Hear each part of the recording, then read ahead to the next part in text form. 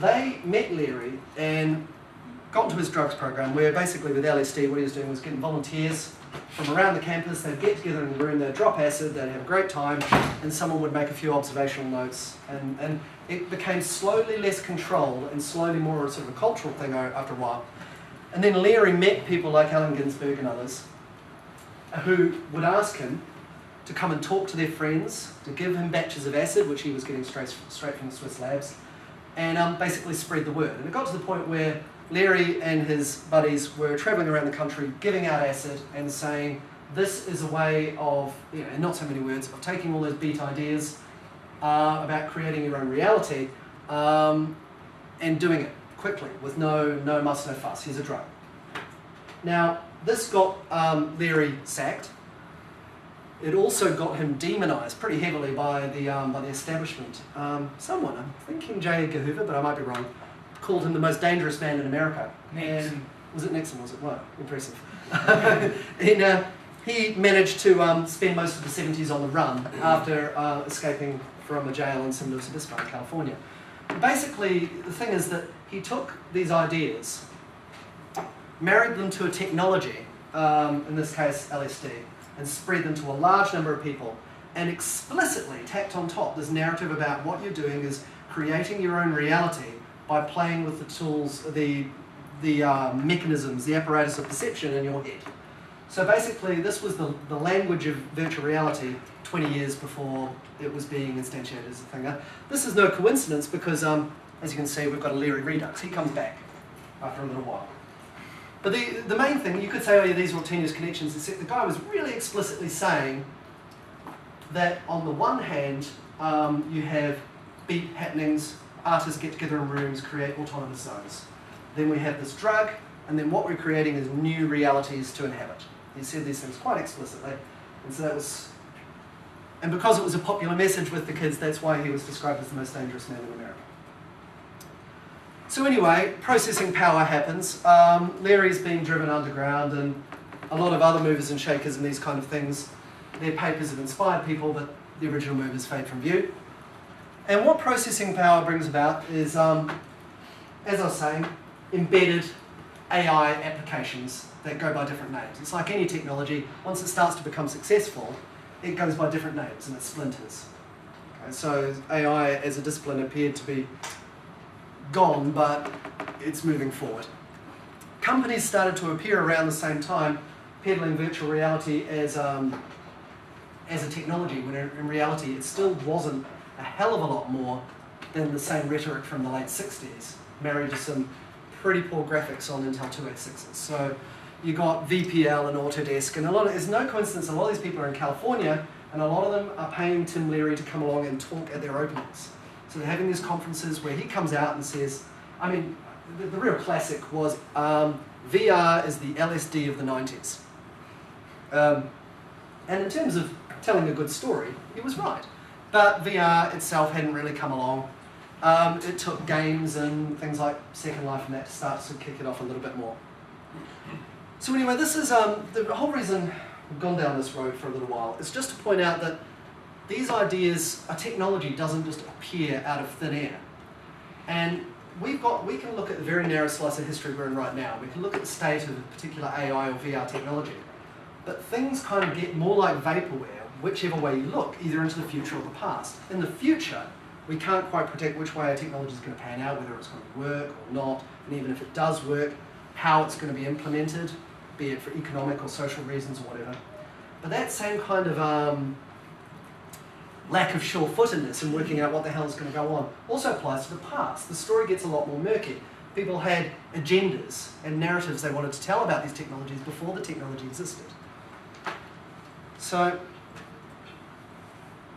you've got all these stories being told, and now you can understand, the main reason I brought all of this up is because what I really want to talk about today is how we assess these technologies, whether they're plausible, whether we should implement them, whether you could implement them, that kind of thing. And a lot of the time when people are making those decisions, they're not just making it on the evidence, they're making it because certain conclusions might fit with what they want to be true. They might not even know they're doing this. See, some of you I dare say. I mean, I saw a few people nodding and grinning when I would talk about Leary or the Beats or whatever. And it might be something that you're personally interested in or you remember from when you were a kid or whatever. And you just think, oh yeah, that's cool. And you know, these things are pressing the buttons. So when you're inclined to assess whether or not this technology is going to work or not, or whether it should be implemented a certain way, that's going to be coloured by what you think about the other people who have said things about these technologies. So if we can try and break it down a little bit more, when someone says to you, oh, VR or AI or whatever, that'll never work. If there's one take-home message today, I would ask you to try, and it can be a bit tricky in some conversations, but try and break their criticisms down into 4 categories. Okay? Ask them 4 separate questions. 1, why, on a purely technical level, and they might only be coming from one category, and you know, that's fine. But on a purely technical level, is this really a possible technology? What technical reason, what do we know about physical science that tells you that this couldn't be done? Moral arguments. Sometimes people will make a moral argument and try and pretend it's a technical argument. So they make it sound like they're telling you it can't be done, but actually what they're really telling you is that it shouldn't be done. Metaphysical arguments, and this is another one that often comes in by stealth. People often have a view of how the world is or how it should be, but they don't want to mention that because they know it's going to look stupid when they bring it up, or they know it's going to blow their argument when they bring it up, so they don't. So you know, try to get to the bottom of it. I mean, are they telling you about something about the universe? Like, we're going to talk about this with uploading, but a lot of people will tell you, they'll start to talk about quantum effects, and then after about half an hour you realise they're not talking about quantum physics, they're talking about souls. They're telling you that if you do an upload, you won't upload the soul, therefore it can't work. So they've got a metaphysical assumption that is informing a technical conversation, and they don't put their cards on the table. Okay. Lastly, there's... What is FSM? The flying spaghetti monster, yeah. Now, if there is anyone in the room with strong religious convictions, let me just say now, I'm not trying to offend you. I'm sort of pandering to one side of the argument so then I can come from the other side strong without seeming like to be like a person. The next point, so say someone's telling you that if you do this thing, the flying spaghetti monster or whatever deity you happen to believe in is going to disapprove or just block your efforts in one way or another. Now that's I mean, if you're in this room, you're broadly sympathetic to transhumanist type stuff, so you know, you're probably sitting there quite self-congratulatory and saying, yeah, you know, these people with their crazy religious notions. You know, but it works the other way. I've noticed that transhumanists quite often they work in a technical profession. They're often physical scientists, IT people, something like that. And the reality is that people in these kind of professions have a tendency to forecast in quite a linear way.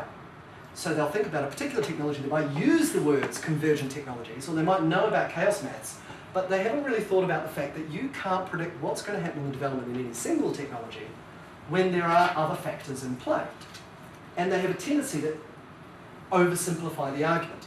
And what I would say is that when you're talking with someone, think about whether or not the other person is deliberately trying to oversimplify things when they predict what's going to happen a day, a month, a year, a decade from now. But are you doing it?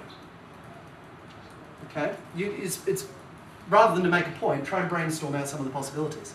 I know that can be a pain in the ass down the pub, but it's something that is to be done sometimes. So linear forecasting is no forecasting at all. Basically, if it's a flawed forecast, don't bother trying to make it. And linear forecasts are invariably flawed forecasts. But we'll talk about that. So I'm just going to go through these 4 in a little more detail. I reckon we'll probably be done in about half an hour, so that'll give us half an hour to chat about things. Okay, so technical arguments. Now obviously all these 4 are big categories, so I'm just picking a couple of examples, and this is where it'd be good if someone's got an example that they think would be particularly interesting to talk about. Please do bring it up. So, for example, when we're talking about uploads, whole brain emulation, the big one is how can we be sure we're not leaving vital information out of a whole brain emulation? Do molecular, atomic, or subatomic processes matter? Okay, what I'd be really curious, we're going to do another show of hands here. Who in the room thinks that, in principle, uploading could, not saying it is, could be feasible? Hands up. Wow, yeah, see, I mean, you guys are an extreme audience. No, let's keep them up, because I'm going to whittle you down. All right, who thinks that, that there is something beyond physical stuff that would be an important thing to model. What do you mean? No, sorry, I should put